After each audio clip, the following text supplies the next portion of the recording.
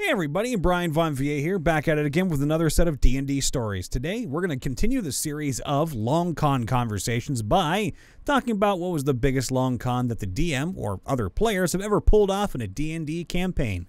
This one is part 4. The game takes place in Star Wars Saga, which counts. It's basically D&D in space. Oh yeah, it does. During the Knights of the Old Republic era, I believe shortly before the first game. Our GM ran 2 games at once, one with light-sided players and one with the dark side, running around to get MacGuffins that betrayed their positions if kept too long. And the campaign took place just when the expansion book Force Unleashed came out. Now, Force Unleashed was, meh, but in it lay one feat and set of mechanics to set up an organization. Among the Darkside players was Garthog, a Gamorrean noble, Darkside-ish, with a chip on the shoulder against Jedi. His only son was taken to become a Jedi, but failed, isolated, and never to be seen again. Played as a caricature of an int-p personality, type of best friend. He comes with the idea of basically being the bank, face, and strategist of the group, a de facto leader, and the soon-to-be leader of Kaito Corp, trademarked of course. What is difficult to make in these games is a decent healer. It took sinking a huge amount of resources into the necessary skills over the first 3 levels for their character to be remotely useful as a healer. Skill training, skill focus, and talents. So Garthog designed one. The first prototype, Med Kaito, portmanteau for medical mosquito, was actually born. A tiny medical droid with talents, skills, and feats that made him nothing short of awesome. Used 2 base stat modifiers instead of just wisdom, healed more HP than normal when the roll exceeded the base DC. The thing could hover for a while and land to sting you with mounted-in med packs. Very minimalist by restricting movement. The thing was way under 5k credits, cost saving. And with training in acrobatics, a high dex, and a tiny size, it was hard to touch. He first wrote a note to remain unread by the DM until called for, which included a rather high use computer check. No one actually cared to see if it was possible, so the GM ignored it too. Then he marketed the thing and sold it at large.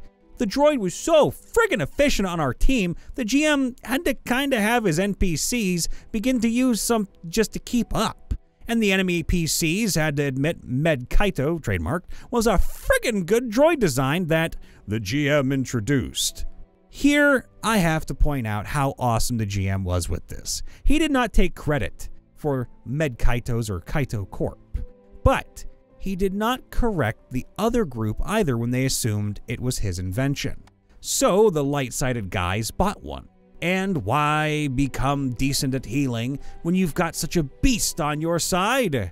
Worth every half a share or XP sank into it, that's for sure. They came to love theirs as much as we loved ours. I can see where this is going.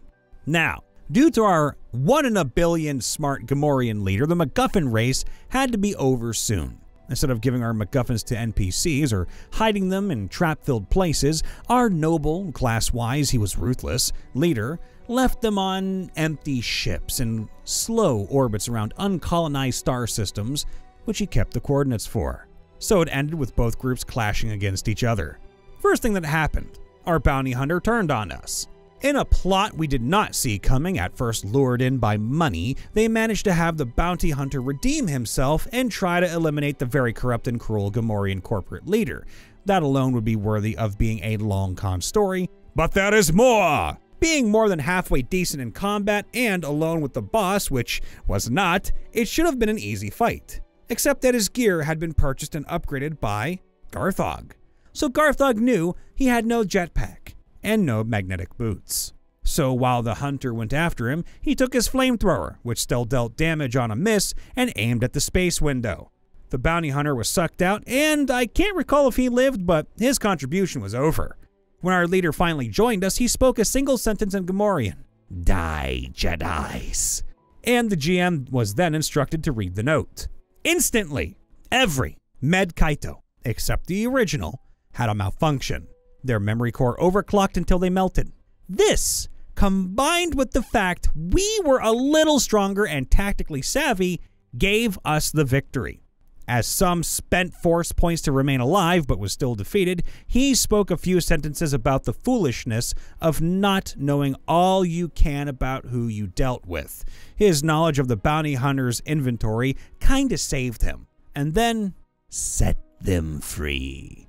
Out of the SAS, far away from the ground. Corporate scum at its finest, and I love it! I played a human fighter 7, Thief 6 in an earlier version of D&D. I was in a long campaign and I guess I did something the wizard in the party didn't like. He cursed and transformed me into an ogre magi. In the transfer, I failed to save to let me keep my knowledge that I had been human. I now thought I had always been an ogre mage. However, I had done a favor for a god and was granted my levels and knowledge of my classes and what had been done to me. But the wizard didn't know this. So I gathered my fallen equipment and ran off.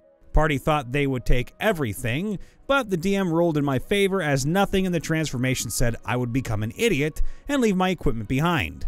I also carried the party's gold and our only bag of holding. Then I made the deal with the DM so I could bring my character back into the game. Now, the rule was you weren't allowed to kill a fellow player character if it could be avoided, even if it's in your nature to kill them. As an example, I'm playing an ogre mage with a taste for human flesh. I'm allowed to join as long as my nature is kept in check and I have other adequate human flesh to eat, and the party does not find out. So I use the polymorph abilities of my ogre magi and create a series of characters to bring in and to change out of. For the next 6 months, playing every weekend, Friday evening to Monday morning, I would play and leave and bring in the different character each time. The rest of the party knew nothing about what I was doing. The deal I made was I need to eat at least one human a week to keep my cravings under control, and this would keep the party safe. The DM 100% agreed with the deal, so I played and I waited, and the reason I kept changing characters was to keep the other players in the dark about who I was actually playing. Then, finally, the DM made the error that allowed me to take advantage and have my revenge.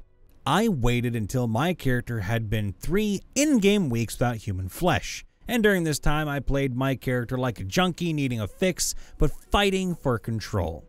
The DM did not take the hint. So one night my character is on watch and finds out that a group of orcs was not too far away, about 15 minutes to the southeast of us. Now, also during this time, I have been preparing for this day since the agreement with the DM. I have gathered special and specific items of magic to help me with this. The wizard who turned my character had been playing this character for 2 years, from level 1 all the way through 16. Oh, I could feel it. Meanwhile, I was not gaining any XP for my character, but was still playing. That night, I am on middle watch, and I know the orcs are out there. So I use an item and paralyze the wizard, then silence the area magically. Then I make enough noise outside the silence to call the orcs to our location.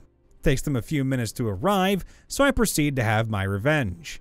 I walk up to the wizard who failed his save against being paralyzed and tap him to make sure he's awake and aware.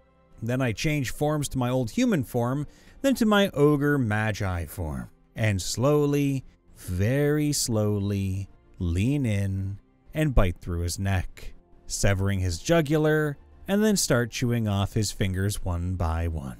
When the orcs arrived, I was still in my ogre magi form, so I just told them what to do in the attack as I walked away with my human flesh. I did not play in that game anymore, but I think the wizard learned the error of his ways, and so did the DM. My reasons for what I did are these. The wizard should not have done what he did. The rest of the party did not help or speak up. The DM did not stop the wizard, which let the wizard, or the person playing the wizard, think he could get away with it.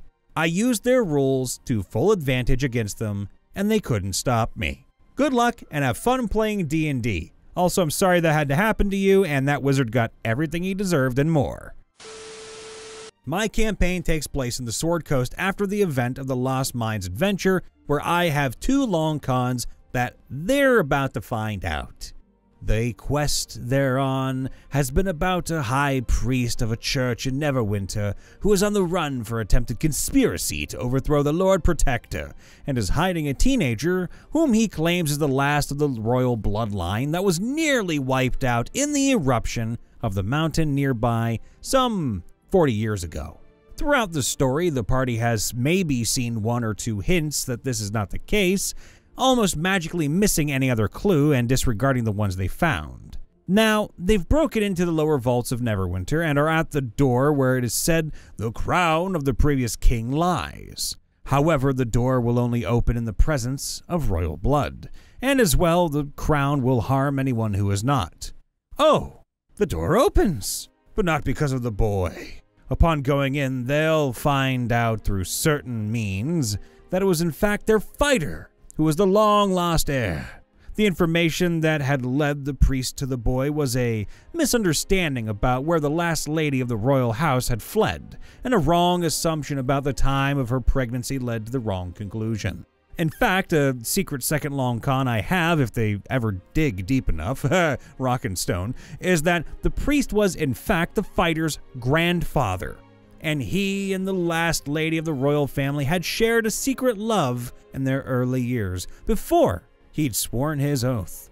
This and the pregnancy all happened not long before the eruption that wiped out most of the city, so no one knew she was already pregnant with the fighter's mother, who was then left at an orphanage some months later while her mother was being hunted by assassins. So not only is the fighter the true heir, he's been with his grandfather this whole quest.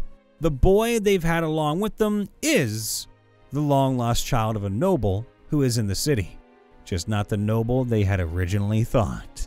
Tell us about how that one goes, because I'm really curious about that M. Night Shyamalan twist. Hey everybody, Brian Von VA checking in after the vid. Please make sure to leave a like, subscribe, ring that bell, and of course, if you've got a long con that you'd like to share, please do so in the comments below. We love you all, please be safe, happy, and healthy, and we'll see you next time. Bye for now.